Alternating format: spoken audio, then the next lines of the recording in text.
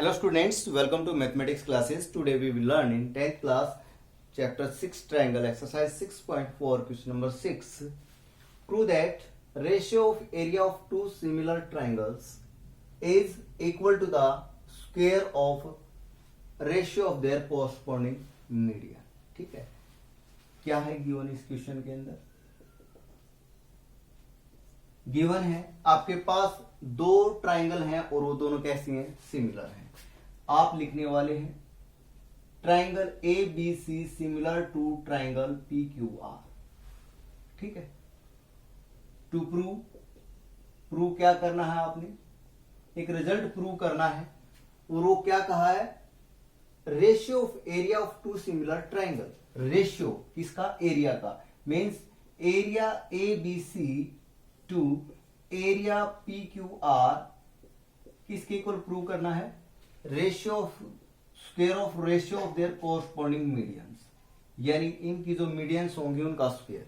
देखिए यहां median draw करते हैं, ए एम मीडियन हो गई, इधर पी एन है वो मीडियन हो गई। ठीक है, लेट अस सपोज इसको हम डी कंसीडर कर लेते हैं, इसको हम एम कंसीडर कर लेते हैं। तो फर्स्ट रेशियो क्या आ गया? A D upon P M whole square. एक तो ये करना है। सेकंड इसके अंदर बी से ड्रा करेंगे। लेट अस सपोज देखो ई ए सी का मिड पॉइंट है तो बी ई एक्चुअल में मीडियन होगी। तो ये सेकंड जो रेशियो हो जाएगा बी से बी ई, क्यू से क्यू एन, ये स्क्वायर। मैं आपको बता दूं कि एक ट्राइंगल के अंदर कुल मिलाकर के तीन होती है मीडियन। ठीक है, क्योंकि तीन ही वर्टिसेस है। जैसे ये ट्राइंगल्स है आपके पास, ये ट्राइंगल है ए बी सी। मीडियन की डेफिनेशन होती है किसी भी साइड के मिड पॉइंट को उसके अपोजिट वर्टेक्स से मिला दे तो वो मीडियन हो जाती है। जैसे बीसी का मिड पॉइंट हो गया डी, तो एक तो मीडियन ये हो गई। एसी का mid point let us suppose E है तो दूसरी मीडियन ये हो गई। ए बी का मिड पॉइंट मान लीजिए एफ है तो तीसरी मीडियन ये हो गई। ठीक है, देखिए मैं बी को ई से या क्यू को एन से अभी ज्वाइन क्यों नहीं किया मैंने यहां। अगर मैं इनको यहां पर ज्वाइन कर देता तो जो रिजल्ट है उसको निकालने में आपको दिक्कत होती, क्योंकि फिगर है ज्यादा कंजेस्टेड हो जाती। ठीक है, तो इनको लास्ट में मिला देंगे। अभी आप क्वेश्चन को समझो ध्यान से। एक ही पेयर लिया है मीडियन का, वहां से रिजल्ट प्रूव करेंगे। और तीसरा यहां सी से ये अगर एफ इसका मिड पॉइंट है तो ये हो जाएगा सी एफ, और इधर आर इसका हो जाएगा mid point O, means R O. तो ये रेशियो आपने प्रूव करना है। अब इस रिजल्ट को कैसे प्रूव करेंगे? देखिए फैक्ट में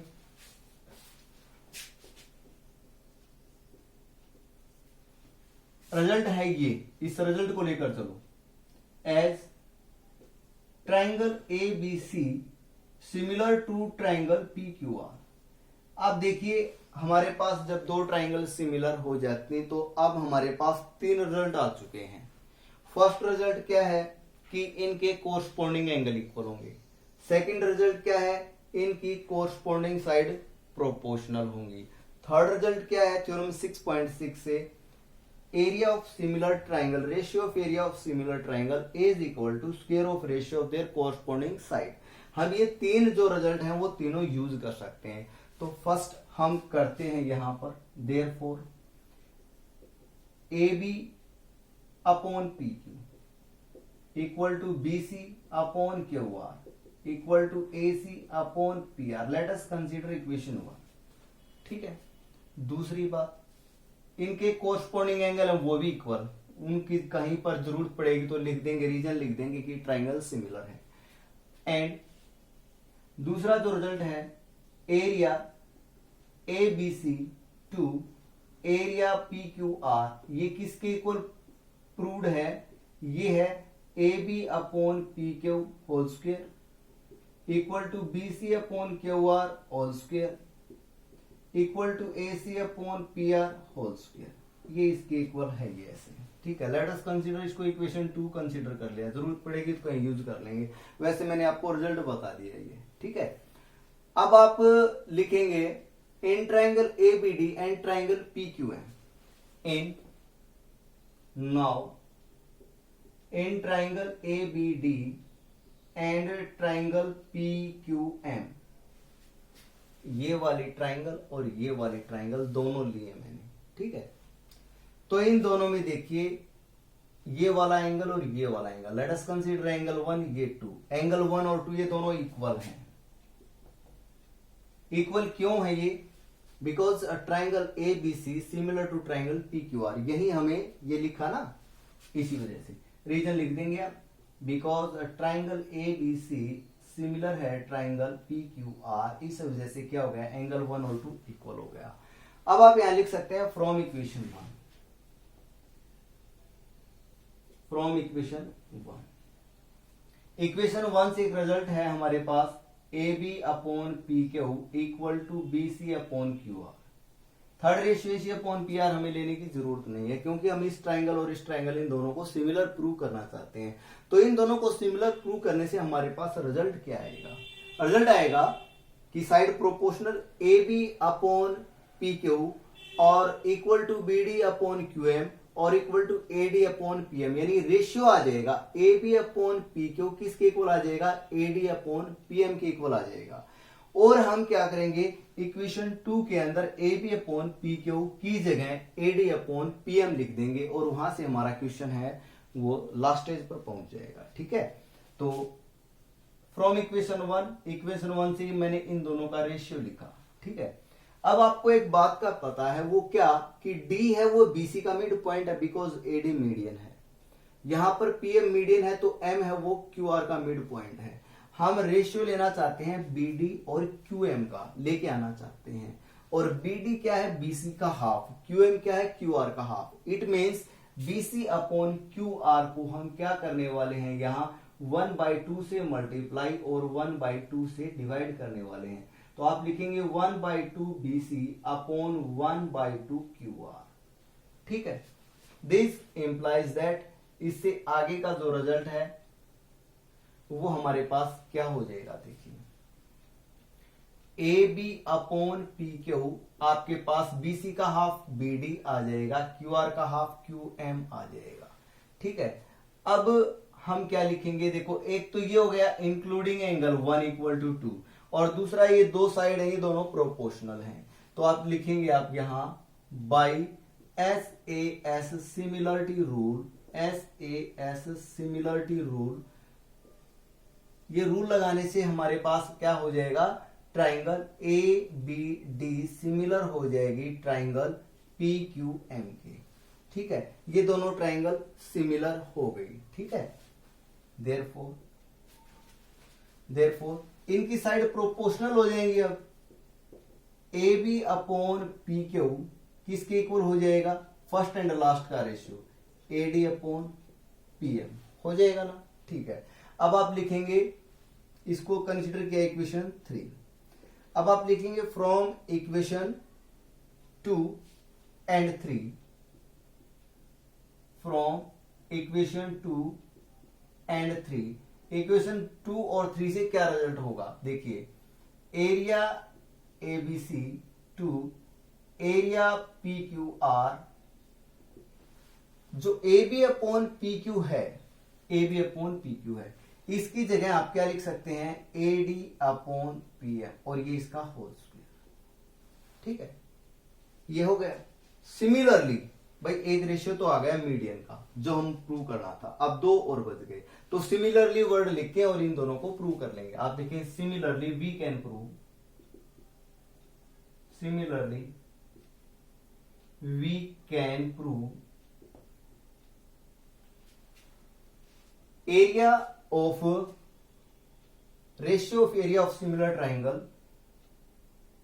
ratio of area of similar triangle is equal to the square of a ratio of other corresponding medians, other corresponding medians, hence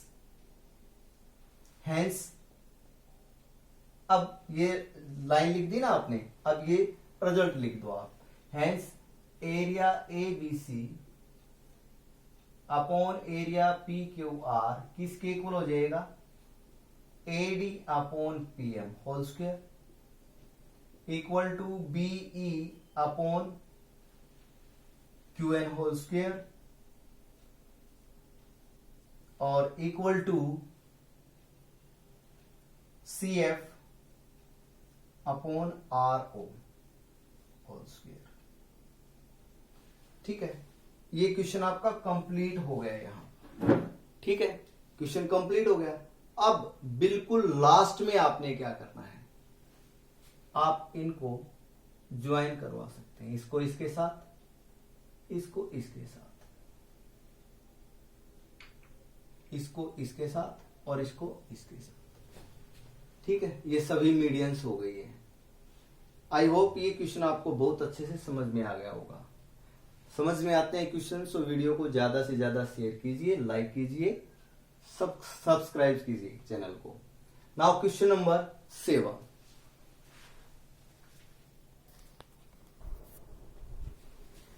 देखिए question number 7, prove that area of an equilateral triangle describe on one of A square is equal to half the area of the equilateral triangle described on one of its diagonal।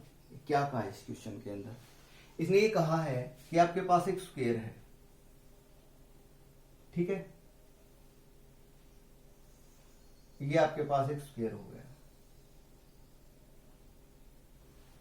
Square है, let us suppose ABCD, ABCD आपके पास एक square है। इसकी किसी भी side पर आप एक इक्विलेटरल ट्रायंगल बनाएं। लेट अस सपोज हमने AB साइड पर एक इक्विलेटरल ट्रायंगल बनाई, ABE।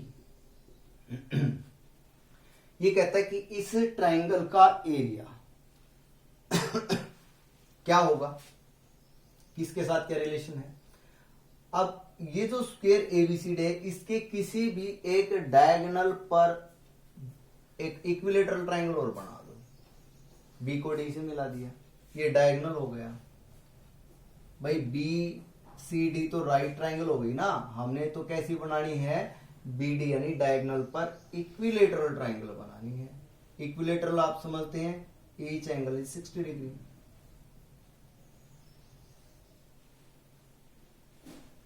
ये पॉइंट F हो गया, ठीक है। अब आपने प्रूव क्या करना है इस क्वेश्चन के अंदर, इस क्वेश्चन के अंदर रिजल्ट प्रूव करना है कि एरिया ABE, एरिया ABE आपने प्रूव करना है 1/2 एरिया BDF, ये प्रूव करना है। यानी साइड पर एक इक्विलेटरल ट्रायंगल बनाई है, उसका एरिया डायगोनल पर बने इक्विलेटरल ट्रायंगल का एरिया उसका हाफ होता है, ये प्रूव करना है आपने, ठीक है। गिवन में आप लिख सकते हैं ABCD is a square and ABE, ABCD is a square, comma ABE and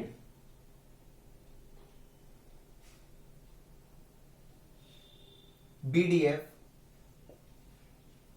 are equilateral triangle.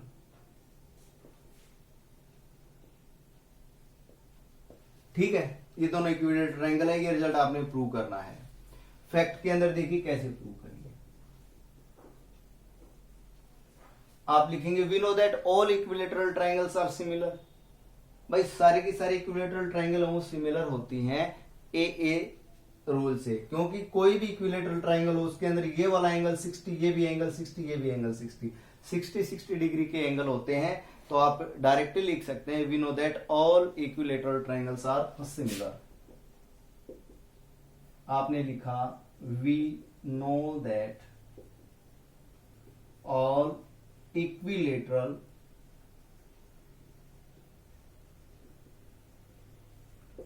triangles are similar.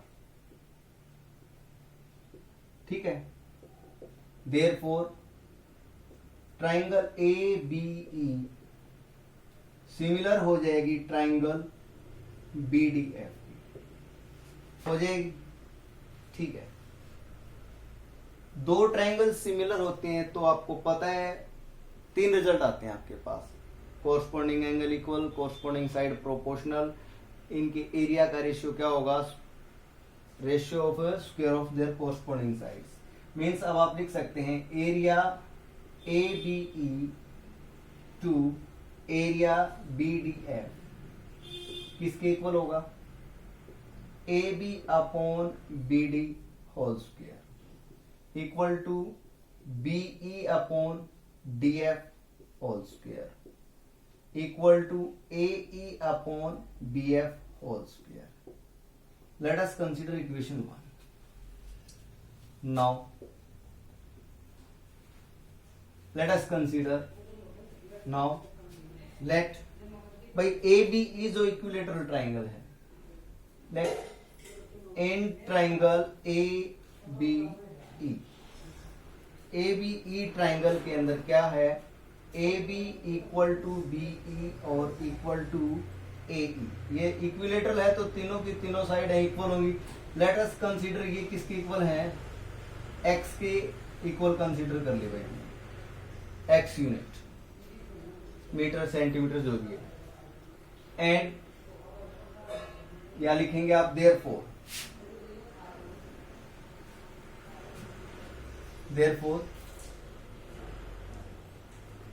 A B जो है वो डीसी के इक्वल भी है और बीसी के इक्वल भी है, ये भी तो एक्स यूनिट हो जाएगी ना। नाउ डायगोनल निकाल लेते हैं, नाउ बीडी जो डायगोनल है, देखो आपके पास एक स्क्वायर है, स्क्वायर के अंदर खास बात क्या होती है, ऑल साइड इक्वल होती है भाई, मीन्स ये साइड भी एक्स, ये वाली भी एक्स, ये वाली भी एक्स, ये वाली भी एक्स, ऐसा ही मैंने कुछ इसके अंदर किया है, ये डायगोनल है बीडी। ठीक है, तो ऑल एंगल्स हैं वो राइट एंगल होते हैं, तो ये जो ट्राइंगल हो गई हमारे पास, बी यहां पर, सी यहां पर, डी यहां पर, इसके अंदर हम पाइथागोरस थ्योरम लगा देते हैं। ठीक है, तो पाइथागोरस थ्योरम से जो हाइपोटेन्यूज जो बीडी है वो क्या हो जाएगा, square root of base square plus perpendicular square, ये हो जाएगा, यानी आपके पास आ जाएगा 2x स्क्वायर और इसका root means root 2 into x, ये आ गया। और वैसे भी आप जानते तो हैं डायगोनल ऑफ स्क्वायर क्या होता है, रूट 2 मल्टीप्लाई साइड होता है, तो बीडी आपके पास कितना आ जाएगा, रूट 2 इंटू एक्स, ये आ जाएगा बीडी। अब आप लिखेंगे now equation 1 becomes, now equation 1 becomes area A B E to area B D F. भाई ए बी है, ए बी किसके इक्वल है, एक्स के इक्वल है। बी डी एफ में बी डी जो किसके इक्वल निकाली है मैंने, रूट 2x के इक्वल निकाली, और क्या है इसका होल स्क्वायर। नाउ एक्स से एक्स कैंसिल हो जाएगा और 1 अपॉन ये कितना हो जाएगा भाई, 1 हो गया ना, 1 का स्क्वायर 1 और रूट 2 का स्क्वायर 2। अब ये वाली जो है टर्म ये डिवाइड में इधर, तो इधर जाएगी मल्टीप्लाई में हो जाएगी। This implies area A B E, ये आपके पास क्या हो जाएगा 1 upon 2 area B D F. I hope आपको ये समझ में आ गया होगा, ये आप रफ वर्क था आपके लिए, आपको समझाया था, आई होप आपको ये समझ में भी आ गया होगा अच्छे से। ठीक है, यहां देखिए दिस अपॉन दिस, ये जो एरिया चल रहा है A B upon B D, A B क्या है, साइड ऑफ स्क्वायर है, let us consider x, B D क्या है, डायगोनल, डायगोनल क्या हो जाएगा, रूट 2 मल्टीप्लाई साइड। ठीक है, तो इससे ये कैंसिल, 1 अपॉन रूट 2 स्क्वायर क्या 1 अपॉन 2 आया, ये इधर लेफ्ट साइड में डिवाइड में था तो इधर आके मल्टीप्लाई में हो गया, हैंस प्रूव्ड। ये क्वेश्चन आपका कंप्लीट होता है, यहां आप लिख सकते हैं hence proved. Now question number 8 देखिए, tick the correct answer and justify. Question number 8 और 9 दोनों के लिए ही है। देखिए अगर ऐसे क्वेश्चन आपके एग्जाम में आते हैं ऑप्शनल, ठीक है, तो आपने एक एक नंबर में आएंगे ये, तो आपने क्या करना है, डायरेक्टली इनका ऑप्शन लिखना है कि आंसर हो गया ऑप्शन ए बी सी जो भी है, ये लिख दिया 2:1 ऐसे लिखना है। बट अब यहां आप फेयर नोटबुक में इस क्वेश्चन को कंप्लीटली करेंगे, ठीक है, ताकि आपको रट्टा मारने की जरूरत नहीं पड़े, जस्टिफिकेशन के अंदर अच्छे से आपको पता चले कि इसका आंसर क्यों आया है। तो इसका आपने ऑप्शन नहीं लिखना है, अपनी फेयर नोटबुक के अंदर कंप्लीटली सोल्व करना है, ठीक है। क्वेश्चन नंबर 8 में क्या लिखा है, ABC and BDE are two equilateral triangles. दो इक्विलेटरल ट्राइंगल आपके पास, एक तो है एबीसी और दूसरी है बीडीई। अब बीडीई कहां बनेगी वो देखिए, इसके लिए लिखा है such that D is the mid point of BC. BC का मिड पॉइंट है डी, तो यहां पर ये आपके पास एक ट्राइंगल हो गई बी डी और ये पॉइंट आ गया ई, ठीक है, बी डी ई, ये हो गई इक्विलेटरल ट्राइंगल। इस ए बी सी एक इक्विलेटरल ट्राइंगल ये है आपके पास, एक है बी डी ई, डी है मिड पॉइंट बी सी का, ठीक है। तो फर्स्ट ऑफ ऑल इसके अंदर आप लिखेंगे विनोद। आपने इस क्वेश्चन के अंदर करना क्या है, ये जो दो ट्राइंगल है इन दोनों के एरिया का रेशियो निकालना है, ठीक है। तो देखिए सबसे पहले आप लिखने वाले हैं वी नो दैट, वो तो चलो बाद में लिख देंगे, गिवन में लिखेंगे यहाँ पर triangle A B C and triangle B D E are equilateral triangles, ठीक है। And D is the midpoint of BC. Therefore, BD equal to DC equal to BC upon 2. To prove, to find, क्या find out करना है आपने यहां पर, ratio area ABC to area BDE, ये आपने फाइंड आउट करना है। अब फैक्ट के अंदर सबसे पहले क्या लिखने वाले हैं हम, we know that all equilateral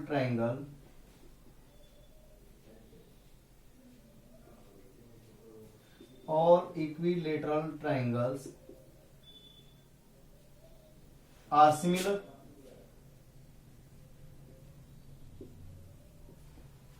equilateral triangle जितनी होती हैं वो सिमिलर होती हैं, बिकॉज इसके अंदर एंगल ए बी सी ये 60 डिग्री के हैं, बी डी ई के अंदर ये भी और ये कितने 60 डिग्री के हैं। Therefore triangle A B C similar हो जाएगी ट्राइंगल बी डी ई के, ठीक है। दिस इंप्लाइज दैट, अब ये ट्राइंगल सिमिलर हैं तो इनके एरिया का रेशियो क्या होगा, area triangle A B C to area triangle B D E किसके इक्वल होगा, ये A B upon B D, ठीक है, इसका होल स्क्वायर, यानी ये रेशियो होता जाएगा। अब यहां से देखिए, लेट अस कंसीडर इक्वेशन 1। अब एबीसी आपके पास ट्राइंगल कैसी है, एबीसी ट्राइंगल इक्विलेटरल है, तो ए बी की जगह आप BC भी लिख सकते हैं, आप लिख सकते हैं, but A B equal to BC equal to AC, equal है ना। और जो BD है एंड BD जो है वो किसके इक्वल है, इक्वेशन इसको 1 कंसीडर कीजिए, इसको 2 कंसीडर कीजिए, एंड BD जो है वो किसके इक्वल है, वो इक्वेशन 1। तो आप यहां लिखेंगे फ्रॉम इक्वेशन 1 एंड 3 आप लिखेंगे इक्वेशन 2 बिकम्स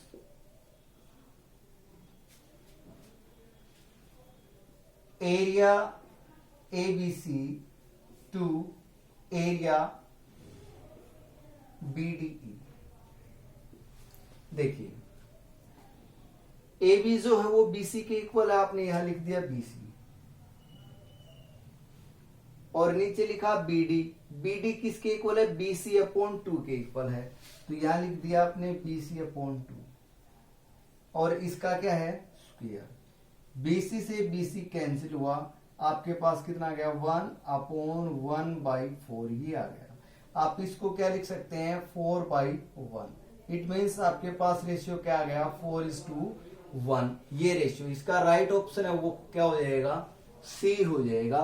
तो ये था आपका क्वेश्चन नंबर 8। क्योंकि इसके अंदर जस्टिफिकेशन लिखी हुई थी इसलिए हमने इसको जस्टिफाई किया।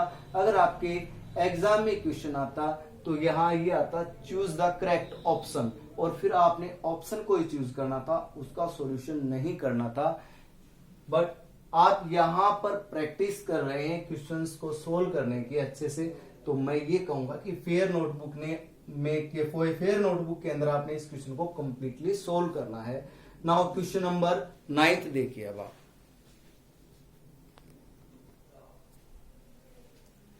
देखिए क्वेश्चन नंबर 9, लास्ट क्वेश्चन है एक्सरसाइज 6.4 में। Sides of two similar triangles are in the ratio 4:9। Given में यही लिखा है, दो सिमिलर ट्राइंगल हैं गिवन आपको, और उनकी जो साइड का रेशियो वो क्या है? 4:9, 4/9।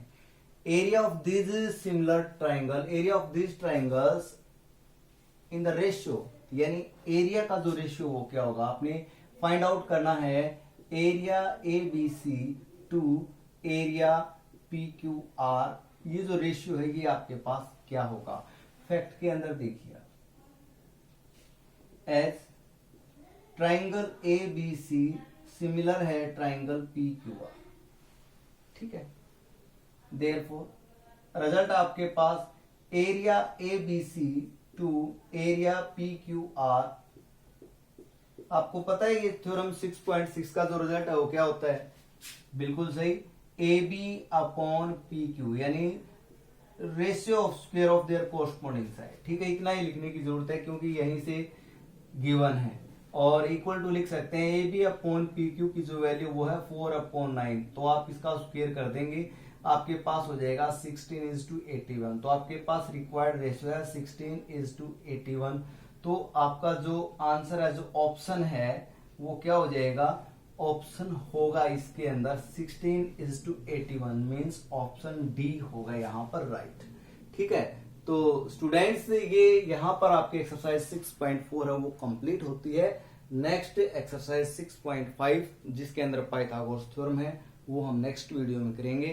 तो ये वीडियो आप ज्यादा से ज्यादा शेयर कीजिए अपने फ्रेंड्स को और लाइक कीजिए। कोई क्वेश्चन नहीं आता है वहां कमेंट जरूर कीजिए, आप चैनल को सब्सक्राइब कीजिए। Thanks students, keep watching.